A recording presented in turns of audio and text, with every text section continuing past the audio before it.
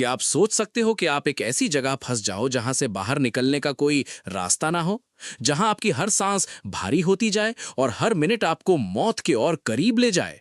ये कोई फिल्म नहीं, बल्कि एक सच्ची घटना है जिसने पूरी दुनिया को हिला दिया था।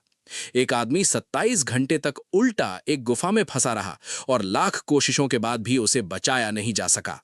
वीडियो एंड तक देखना, क्योंकि ये कहानी सिर्फ डरावनी नहीं है, ये आपको सोचने पर मजबूर कर देगी कि एक छोटी सी गलती आपकी पूरी जिंदगी खत्म कर सकती है।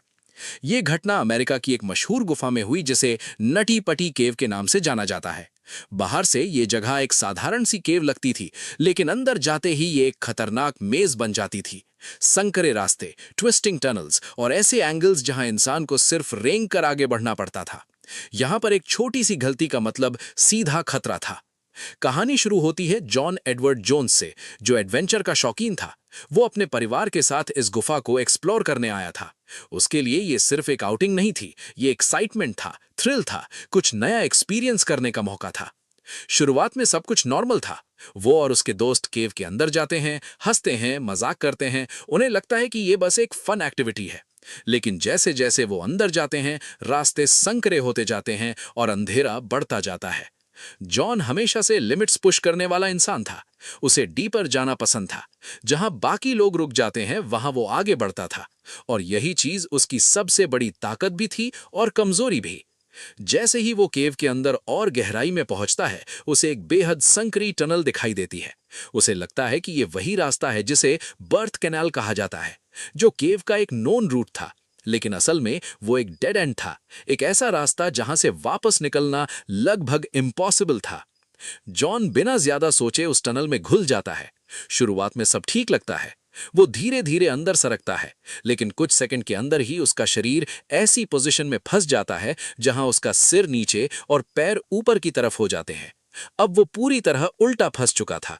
अब इमेजिन करो, आपका शरीर एक टाइट स्पेस में फंसा हो, चेस्ट पर प्रेशर हो, सांस लेना मुश्किल हो और आप हिल भी ना सको। जॉन पहले खुद को बाहर निकालने की कोशिश करता है, लेकिन जितना वो हिलता है उतना ही ज्यादा फंसता जाता है। पैनिक शुरू होता है और पैनिक सिचुएशन को और खराब कर देता है। कुछ देर बाद वो अपने दोस्तों को आवाज लगाता है। उसका भाई वहां पहुंचता है और उसे देखकर शॉक हो जाता है, क्योंकि जॉन ऐसी जगह फंसा था जहां से उसे निकालना लगभग नामुमकिन लग रहा था। अब रेस्क्यू की कोशिश शुरू होती है, लेकिन स्पेस इतनी कम थी कि एक बार में सिर्फ एक इंसान ही उसके पास पहुंच सकता था। रेस्क्यू टीम को बुलाया जाता है और ट्रेन्ड रेस्क्यूअर्स वहां पहुंचते हैं। वो रोप्स और पुली सिस्टम सेट करते हैं ताकि जॉन को धीरे धीरे बाहर खींचा जा सके। शुरुआत में थोड़ी उम्मीद दिखती है, उसे कुछ इंच ऊपर खींचा भी जाता है, लेकिन तभी एक अनएक्सपेक्टेड फेलियर होता है। रोप स्लिप हो जाती है और जॉन वापस उसी पोजीशन में गिर जाता है, बल्कि पहले से ज्यादा डीप फंस जाता है। अब सिचुएशन क्रिटिकल हो चुकी थी। घंटे गुजरते जाते थे, 5 घंटे, 10 घंटे, 15 घंटे। जॉन अभी भी उल्टा फंसा हुआ था। सबसे बड़ा खतरा अब टाइम बन चुका था, क्योंकि इंसान का शरीर लंबे समय तक उल्टा रहने के लिए बना ही नहीं है। ब्लड धीरे धीरे सिर की तरफ जमा होने लगता है, जिससे ब्रेन और हार्ट पर प्रेशर बढ़ता है। ऑर्गन्स फेल होने लगते हैं और सर्वाइवल चांस हर मिनट कम होता जाता है। रेस्क्यू टीम लगातार कोशिश कर रही थी, लेकिन हर बार वही problem, narrow space, awkward angle, limited access. वो हैवी इक्विपमेंट अंदर नहीं ले जा सकते थे। हर मूव केयरफुली करना पड़ता था, क्योंकि जरा सी गलती जॉन को और नुकसान पहुंचा सकती थी। अब इमेजिन करो उस अंधेरे में फंसे हुए इंसान की मेंटल कंडीशन। जॉन धीरे धीरे वीक हो रहा था, उसकी सांस हैवी हो रही थी, बॉडी रिस्पॉन्ड करना बंद कर रही थी और वो सिर्फ वेट कर रहा था कि शायद कोई मिरेकल हो जाए। बाहर उसकी फैमिली खड़ी थी, हर सेकंड उनके लिए नाइटमेयर बन चुका था। वो सिर्फ ये उम्मीद कर रहे थे कि रेस्क्यू टीम उसे बचा ले, लेकिन रियलिटी बहुत हार्श थी। डॉक्टर्स ने साफ कह दिया था कि टाइम बहुत कम है। 20 घंटे गुजर चुके थे। जॉन की हालत क्रिटिकल हो चुकी थी। उसकी हार्ट बीट स्लो होने लगी थी, बॉडी सिस्टम्स शट डाउन होने लगे थे। रेस्क्यू टीम ने एक और कोशिश की, लेकिन केव का स्ट्रक्चर इतना कॉम्प्लेक्स था कि हर सॉल्यूशन फेल हो रहा था।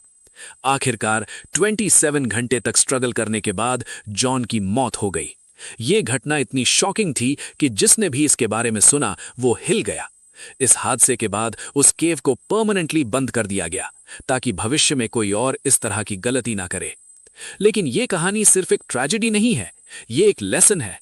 एडवेंचर एक्साइटिंग होता है, लेकिन रिस्क समझना उससे भी ज्यादा जरूरी है।